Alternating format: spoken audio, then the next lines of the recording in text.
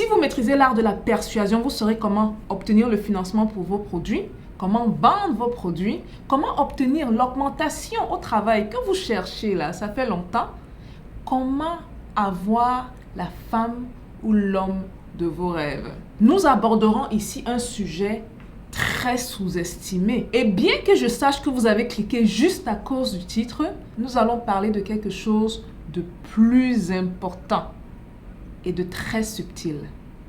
Stay tuned.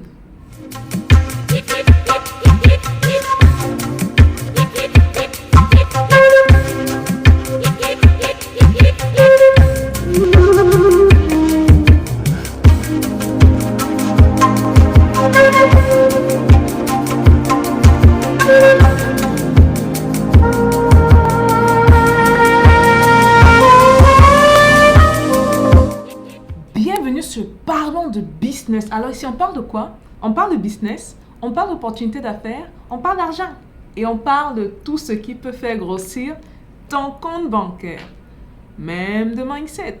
Avant d'entrer dans le vif du sujet, j'aimerais ça qu'on se concentre sur la définition des mots parce que trop souvent, les gens confondent la persuasion et la manipulation. Persuasion est un nom féminin qui vient du latin persuasio et qui veut dire convaincre quelqu'un de quelque chose. À l'opposé, la manipulation, c'est l'action de manipuler quelqu'un sans scrupule. Dans le cas de la persuasion, la pensée est clairement énoncée. Ce n'est pas le cas de la manipulation. Dans le cas de la manipulation, la personne cache son jeu parce que les intentions ne sont pas souvent les meilleures. On vous prend un exemple. Quelqu'un a dit récemment qu'il ne veut pas que les relations entre l'Afrique et son pays se détériorent parce que l'Afrique serait justement l'ami de son pays. On comprendra le pays dont je parle ici. Vous comprenez donc dans ce deuxième cas-ci, et pour ceux qui savent le pays dont je parle, n'hésitez pas à le mettre dans la barre de commentaires en bas. Vous comprenez que dans ce deuxième cas-ci, on essaye justement de manœuvrer, on essaye de manipuler la population pour des intérêts cachés qu'on n'énonce pas. Bon, maintenant qu'on a fait cette différence-là, parce que beaucoup de gens confondent les deux à tort, on va entrer dans le vif du sujet, dans l'art de la persuasion.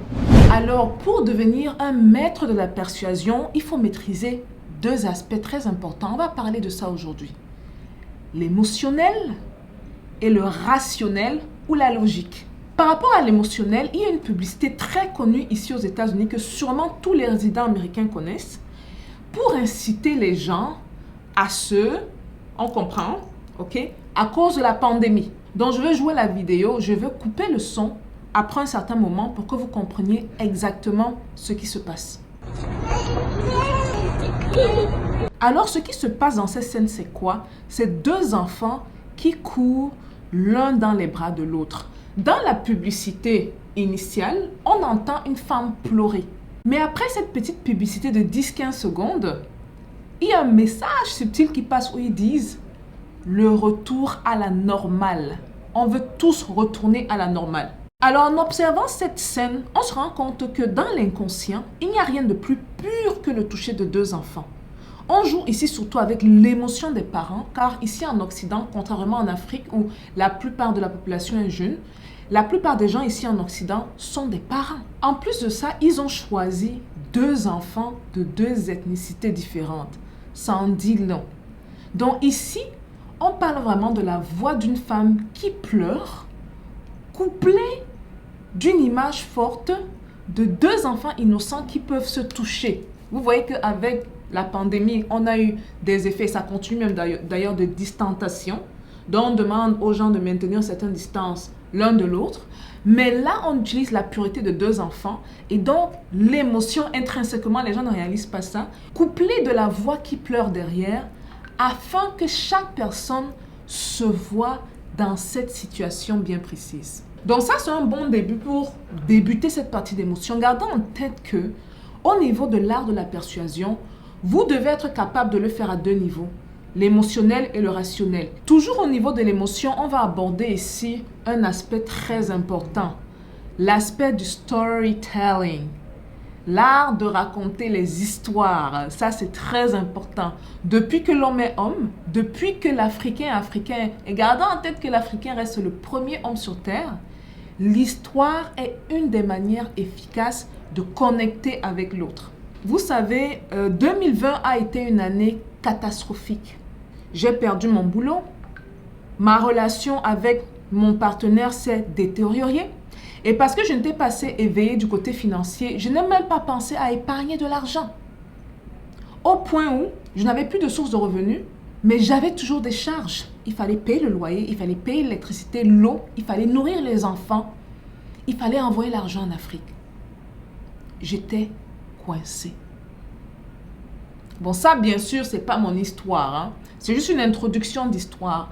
Et quand vous racontez cette histoire, par contre, c'est très important que ce soit la vôtre.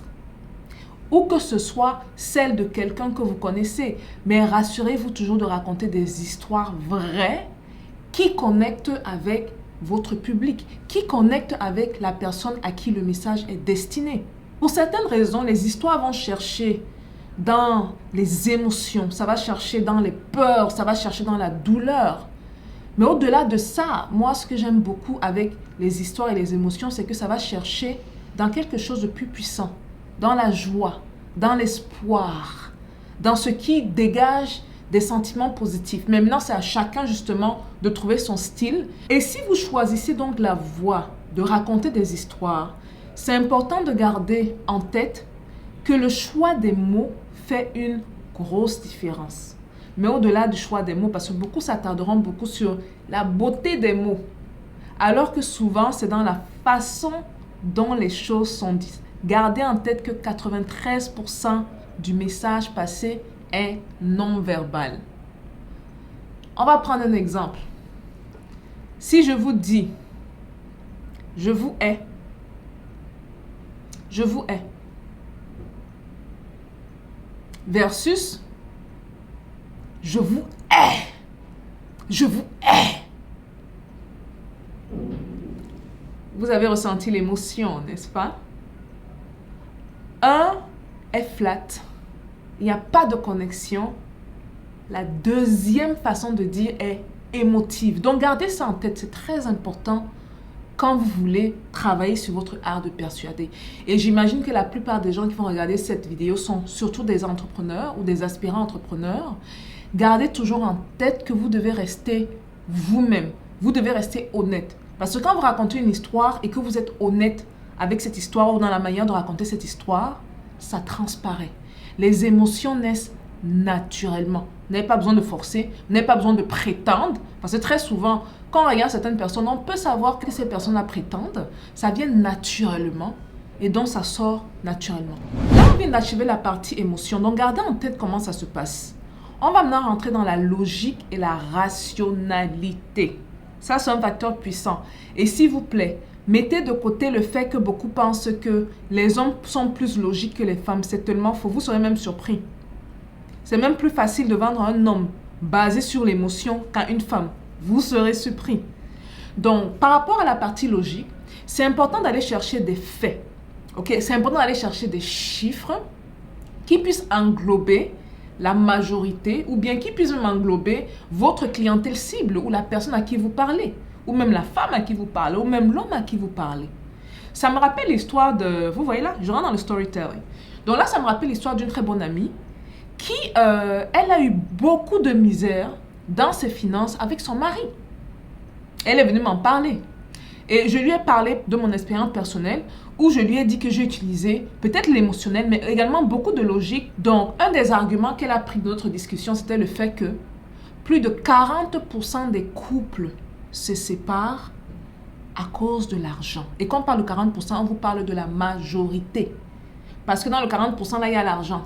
Il y a 20%, on va vous dire que c'est parce que tel triche. Il y a 10%, c'est parce que ceci. Il y a un autre 5%, c'est parce que... Donc, vous voyez que le 40%, c'est la majorité. Donc, elle a pris ces arguments parmi plusieurs arguments discutés. Et elle a rapporté ces arguments à son mari. Et devinez quoi? Même pas quelques semaines après, ils ont commencé à résoudre le problème. En d'autres mots, s'ils ne voulaient pas se séparer, il fallait qu'ils résolvent le problème des finances.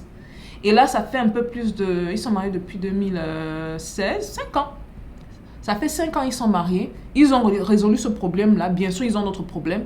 Mais ils ont résolu la raison principale pour laquelle les gens divorcent. Mais au-delà de ces deux-là, et je pense que ce dont je veux parler ici rentre plus ou moins dans la logique, ou même dans l'émotion, on va mettre dans les deux, parce qu'au-delà de ces deux-là, s'il y a une leçon avec laquelle j'aimerais vous laisser dans cette vidéo, c'est, s'il vous plaît, vous demander de ne jamais oublier la proposition de valeur.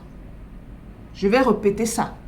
N'oubliez jamais que quand vous voulez convaincre l'autre, quand vous voulez persuader l'autre, la chose la plus importante, c'est de lui montrer ce qu'il gagne. La chose la plus importante, c'est de lui montrer ce qu'il gagne. J'en ai parlé à maintes reprises sur cette chaîne-ci, mais je vois les mêmes erreurs arriver. Dans le cas de Parlons de Business, on reçoit des emails chaque jour. Aide-moi, moi. Qu'est-ce que la personne gagne? Et vous savez que sur cette chaîne-ci, je suis franche avec vous. Je vous dis comment ça se passe dans le business. Je vous dis ce qui marche. Je ne vous dis pas ce que les... Vous partez à l'école d'économie, on vous raconte les choses au tableau. Après, vous allez dans la vie réelle. Vous vous rendez compte que, oh mon Dieu, ça n'a rien à voir avec ce qu'on m'a appris à l'école. Ok, donc, vous devez toujours vous rassurer dans votre proposition de valeur de montrer à l'autre ce qu'il gagne. Mesdames, donc, quand vous allez à la chasse des hommes, n'allez pas jouer la carte de la beauté, à moins que vous voulez des résultats éphémères, parce que la carte de la beauté physique, ça marche, je dois être franche avec vous, ça marche. Mais si vous voulez des résultats sur le long terme, allez trouver des arguments plus profonds. Par exemple, les valeurs que vous véhiculez, ce que vous avez dans la tête, parce que n'oubliez jamais que quand un homme décide de se mettre avec vous, c'est parce qu'il sait que vos valeurs et ce que vous avez dans la tête seront transmis aux enfants. Donc, qu'est-ce que vous avez dans la tête au-delà de votre beauté physique? Qu'est-ce qui vous différencie des autres? Est-ce que votre partenaire pourra grandir avec vous? Ce que vous pouvez apporter au couple, contrairement à ce que l'autre peut vous donner dans le couple. Et ça, bien sûr, c'est valide également pour les hommes. Et je dirais même que c'est surtout valide pour les hommes, parce que la vérité, c'est que ce sont les hommes qui sont des chasseurs. Et donc, pour répondre à la question initialement posée dans le titre de cette vidéo-ci, c'est ainsi que j'ai pu avoir tous les hommes de mes rêves, sans exception. Et ça s'appelle l'art de la persuasion. Voilà un peu tout pour la vidéo, les gars. Dites-moi ce que vous pensez. Est-ce que vous avez appris quelque chose dans cette vidéo? C'est surtout ça le plus important. Est-ce que vous avez appris quelque chose? Si oui, quoi? Est-ce que vous allez appliquer ce que vous avez appris? Si oui, dans quoi exactement? S'il vous plaît, s'il vous plaît. Ça, ce n'est pas une vidéo pour les coupeurs de petites. Ne prenez pas ça comme ça pour aller aligner les petites et les petites. Et vous vous dites que, ah, Stéphanie, merci du conseil. Non.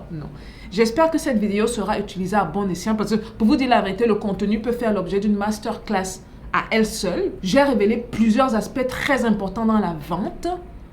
J'espère donc que vous allez faire bon escient de cette information parce que le plus important après avoir écouté, c'est de passer à l'action. Peace out la famille.